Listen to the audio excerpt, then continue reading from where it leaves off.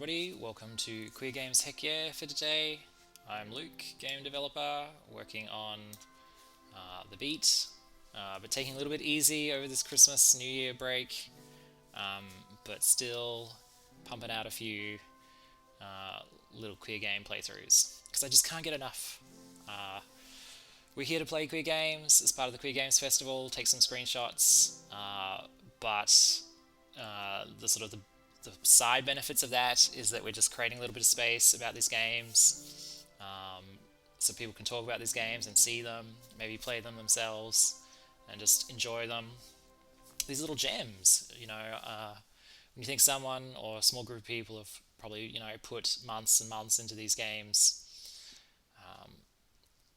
and kind of not many people are looking at them.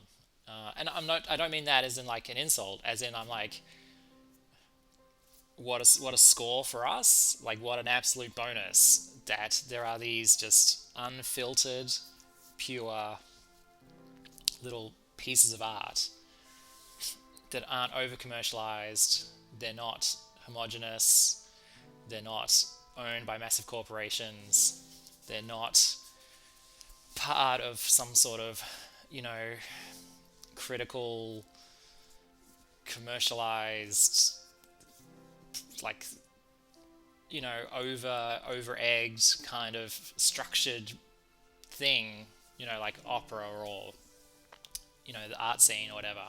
We've just got these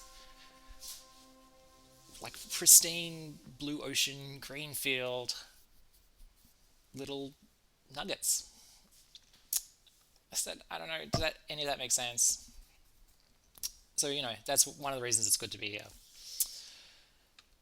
Today's game, Mushroom Musume, which I'm led to believe is Japanese for daughter. So, mushroom daughter. I know nothing about this game, so if you don't like unexpected content, please look away. Go back to your superhero films or your opera, whatever. This isn't for you. I hope you're having a good day. Let's get into it. We've got about half an hour of each game, which is barely enough to get into them. But also, maybe part of me... Ooh, dry throat.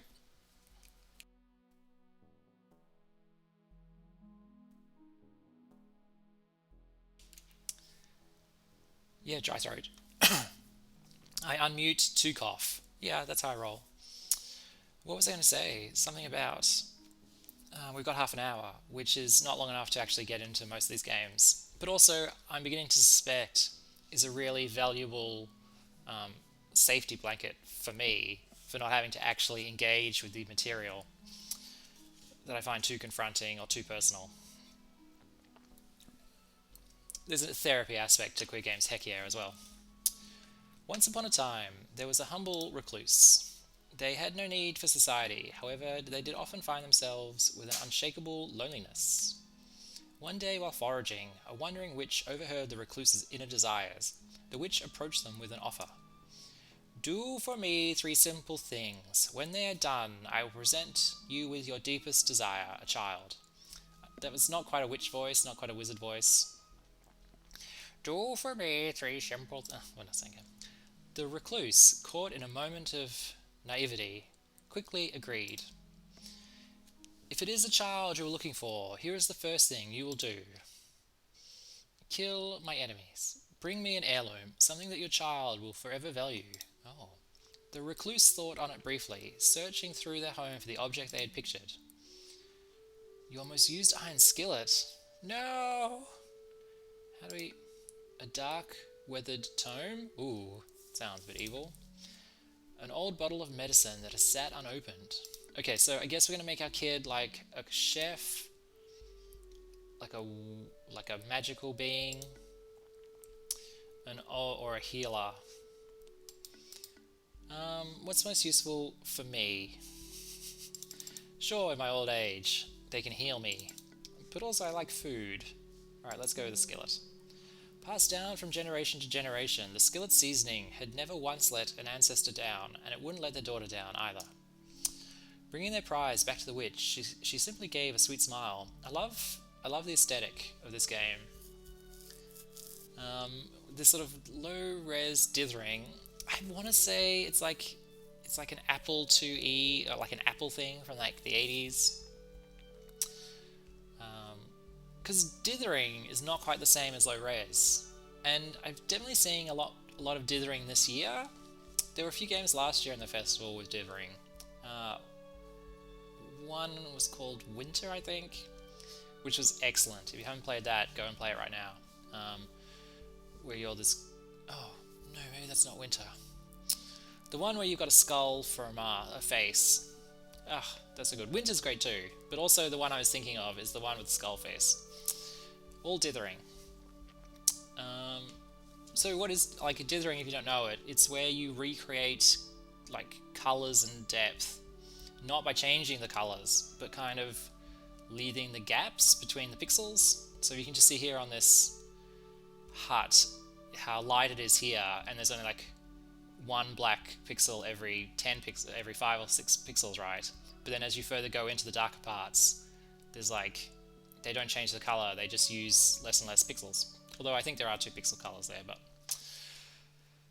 I don't know, you probably know what dithering is. I don't know. Bringing back their prize to the witch, she simply gave a sweet smile. So that, how perfect. After their brief detour to meet the witch, the recluse resumed their normal day-to-day schedule, the second day. You completed your first task admirably. 2 more and I can finally give you what you want. Go somewhere, perhaps somewhere important, perhaps not. Bring back a jar of the soil you'll find there for enrichment. Left with a vague prompt, the recluse considered their options. The witch's own front yard. A barren forest, long since struck by some invisible ailment. The most picturesque section of forest you ever laid your eyes upon. I like the witch's front yard. Well, the witch wanted dirt, and dirt there was in abundance. Besides, perhaps there was an ambient property of this area that the recluse was simply not aware of. Arriving back at the meeting place, the recluse was excited to report their progress to the witch. So, that's what you've decided, eh? Very well, it shall do. Feeling the need to scrub their skin, the recluse retired to their hut to cleanse themselves, the third day. With 2 assignments complete, the recluse could feel their excitement grow. With one last chore, I will be done with you. Listen well. Petals are a powerful thing. They make their intentions known without a single word. Go forth and return with the flower that most speaks to you. Forget-me-nots, light-hearted blue flowerets. Baby's breath, whimsical pale white florets. What's that, a pumpkin? Bleeding hearts, sanguine and symbolic drops. Starfrost, a muted grey thistle. Oh, we're going for the thistle. While climbing, you spot a growth of strange thorn globes. The alien beauty catches your attention. The jagged leaves lend the plant a unique appearance. There is beauty in thorns, a protectiveness that you want to propagate in your offspring. I do like... It's a very poetical game. Lyrical. Is that even a word? Lyrical? Poetical? I think so. Discovered colour grey. Oh, we got a new colour. That's clever. You return to the witch's location with your bloom in hand.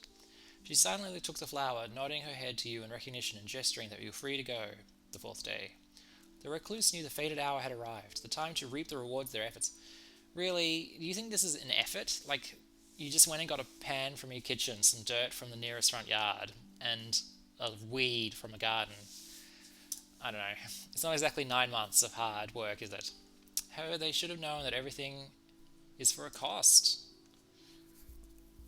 She is yours, recluse, on one final condition, that you look after her for 18 goddamn years. Promise me one of these things, and we'll be in agreement. Pay me now with wealth. Pay me now with life. Pay me sometime soon, in larger quantities. Pay me at a much later date in the way that I choose. Oh. Or pay now with wealth. They offered their coin purse to the witch, and she took it wordlessly. After pocketing the whole pouch, she returned a single coin to the recluse's hand. This will be sufficient, the witch smiles. With the matter of payment settled, she simply smiled and handed the recluse a small pot. Perhaps it does not yet look like much. Time. Give it lots of time, and your wish will soon come true. I suppose, though, there is one last thing, a name. You must give your daughter a name. The recluse thought on the witch's demand, before offering the final thing they had to give. What is the name? Jet. We were ready for that. Boom. Queer Games, heck yeah. Then she walked away, only fate knowing if the two should ever meet again. Wait, I'm just going to pause it and grab some water. I'll be right back.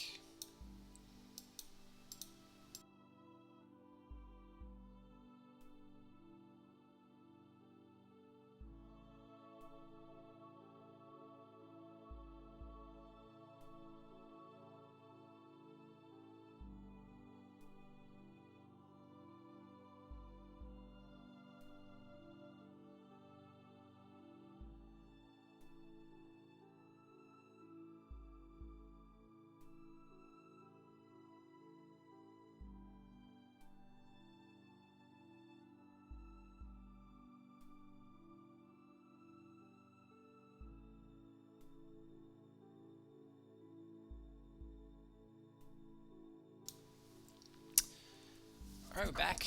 Just some fresh water. Chapter 2, Cultivation. We really are growing a mushroom daughter.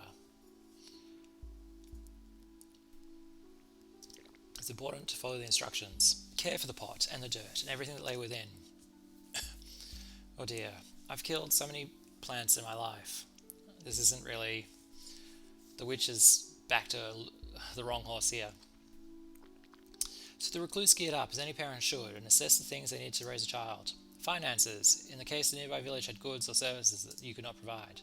Nutrients for the child, to help it grow strong. They would need plenty, as they were depleted on a daily basis. And finally, the recluse's own stamina could not be ignored. One cannot burn the candle from both ends indefinitely.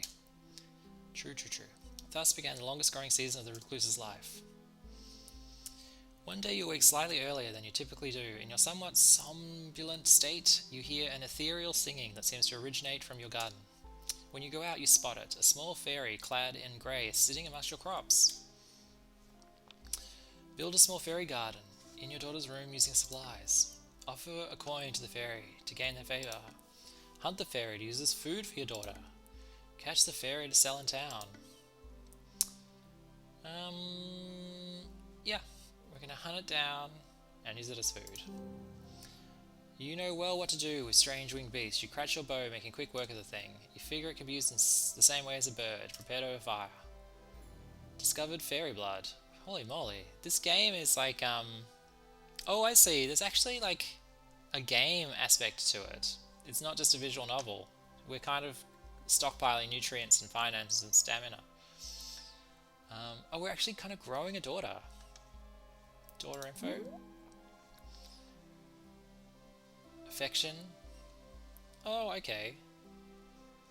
Fairy blood. She's not done growing, not yet. Okay, this is really clever. I love how you unlock colours. That's genius.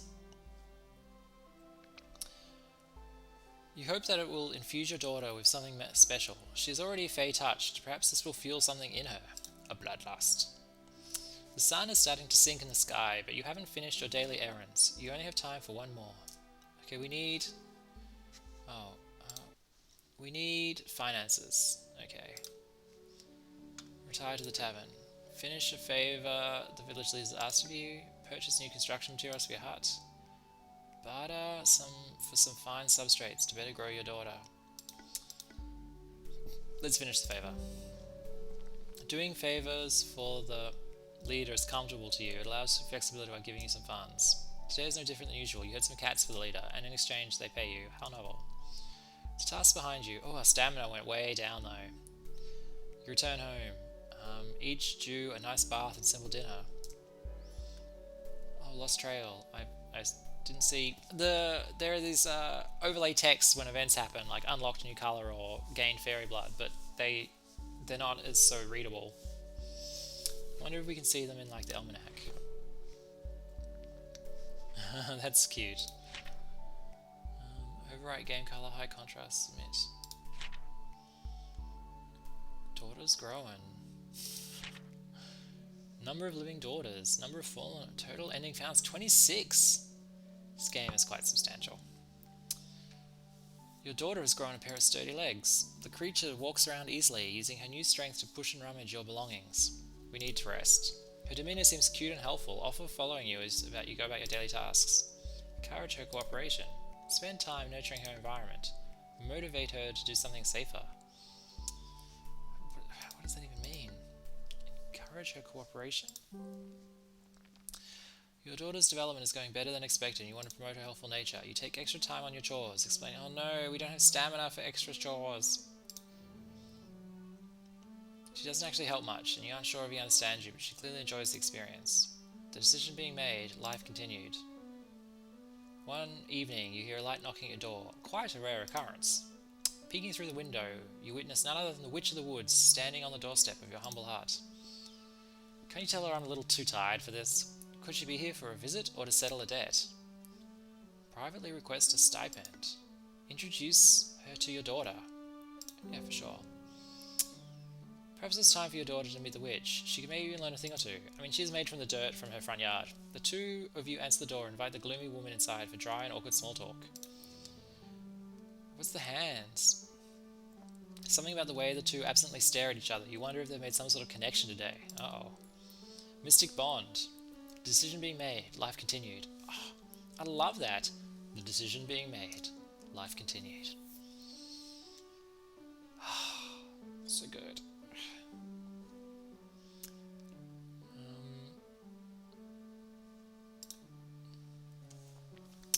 The vibe of this game is so good. It's kind of like fairy tale RPG, and you don't quite know what's happening, but you kind of do know. Like, it's kind of, you kind of know where your choice is going to take you, but also you don't know what kind of dreamlike thing that's going to result in.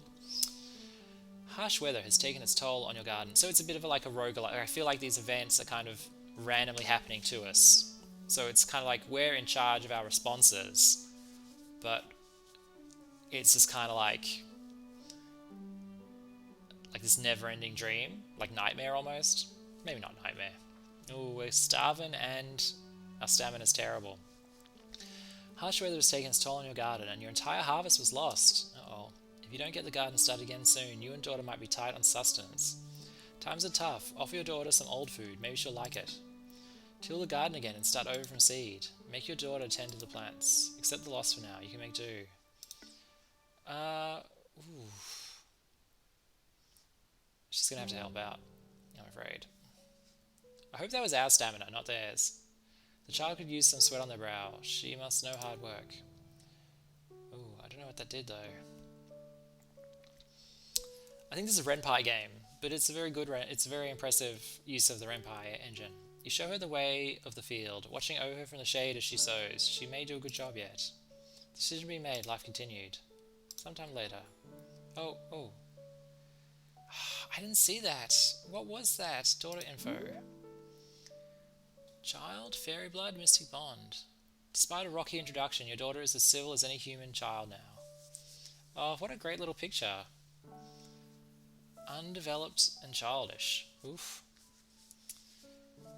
Environment? Oh, she doesn't like us that much.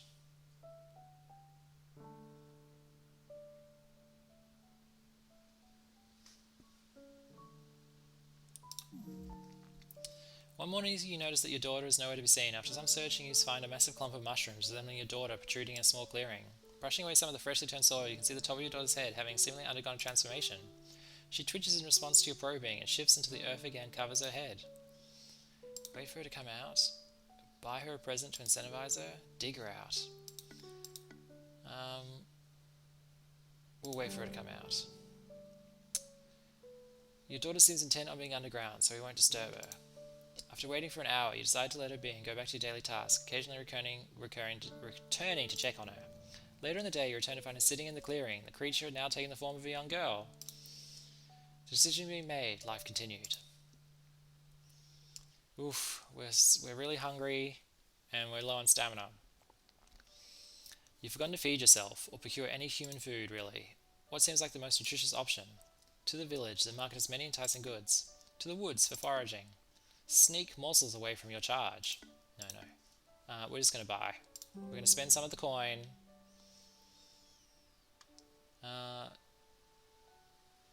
Rarely do you indulge, but today is different. Strolling into the market, you find a booth of particularly interesting food. Good soup. You purchase more than you can eat and decide to give your child the scraps. They seem to invigorate her. Decision being made, life continued. What? Our nutrients are down one though. Your daughter needs food too and you've just run out. You need to find her something soon or she'll starve. Spend the day gathering nutritious substrate. No, okay, we're gonna spend the day. We spend the day foraging. It's a little hard to be sure, but it seems like she's thankful for the efforts. Okay, decision being made, life continued. Phew. An end? One night, you find yourself struggling to sleep. Your mind wanders as you consider your current place in life. You've lived peacefully with your daughter for many moons. Initially it was strange, well it never stopped being strange, but you're always thankful for the company. Besides, the affection you felt for her was like any parent would feel towards their child. That was normal, at least. Your thoughts turned to the concept of time, particularly how you were once alone, and how you were afraid that you will be again, someday. Your daughter has had more and more curiosities about the outside world. It's only a matter of time before she wants to strike out on her own path. You hope you'll find her. You hope you'll be fulfilled now. You hope you've done enough. Ultimately, you find comfort in what you've done. You may have had many failures in your life, but there's one thing you know you can die proud of. Good trait, animal friendly, and a new beginning. Telling the recluse that you wanted to see more of the world wasn't an easy conversation. Oh wow, we're playing it as the daughter now. That's genius. As they grew older, you worried about leaving them on their own. Thankfully, your concerns were unwarranted. They were happy that you had grown enough to want to move out. They even offered to help you build your own home close to theirs. You were welcome to visit any time, obviously. I'm feeling a little bit emotional. Faster than you would have anticipated, the two of you built your home together. They showed you all the tricks they knew and made sure to impart as much knowledge as they possibly could. You're a recluse, so I guess the knowledge is, this is my box of used batteries. These are all my tin cans. Finally, the day arrived. You were officially on your own. You were scared a little, but also excited. It felt like a new chapter was just beginning for you. Gained trait, loving parent? Is that us? Oh. Parent? No. Overwrite game color. Okay. The Mushipedia is not really helping. The Almanac. Chapter 3. A girl on her own. Summer. Dampness, mycelium, robustness, potency, humanity. 25. Oh, it's a good looking game. Very colourful. Great palette. I want to say it's a CGA palette, but I don't know about that purple. I don't think that purple's very CGA. Actually, I'm just going to quickly Google that.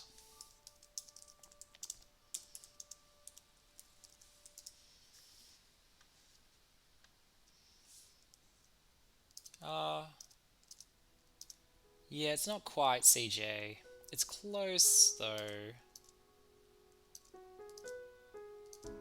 You know, I think it might be.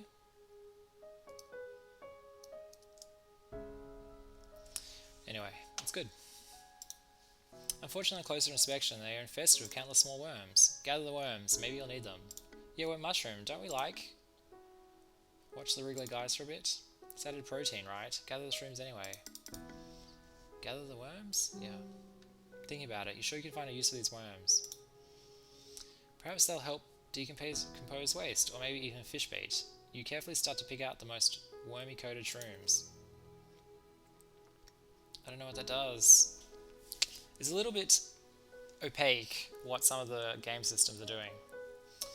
You head home that day with a wriggling sack of worms, now to just figure out where to store them. Gain trait, bag of worms. This game has got substantial effort. It's pretty cool. As you go to the local bakery, you feel a set of eyes staring at you. You turn your neck and barely catch a glance at the man following you, wearing a beret and a chef's apron.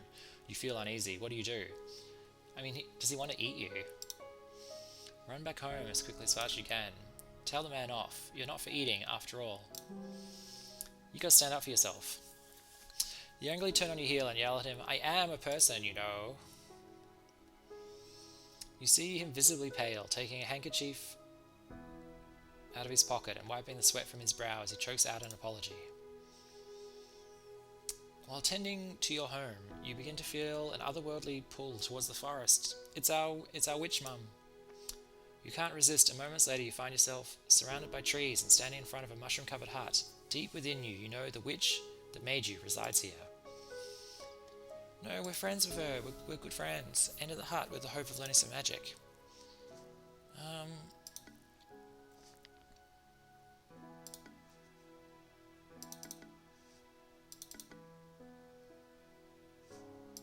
No, we're here to burn the village down. You enter the hut and bow respectfully, addressing the witch as you would an apprentice to a master. She accepts your want for knowledge and begins tutoring you. Time moves strangely in these woods, and you're unsure how long you read scrolls and practice channeling. Oh, humanity went way up. By the time you leave, you've found you've gained slight control over your magical potential. You feel a crisp breeze, the heat is relenting, trees are changing in colour. Fall has arrived. Let's save it there.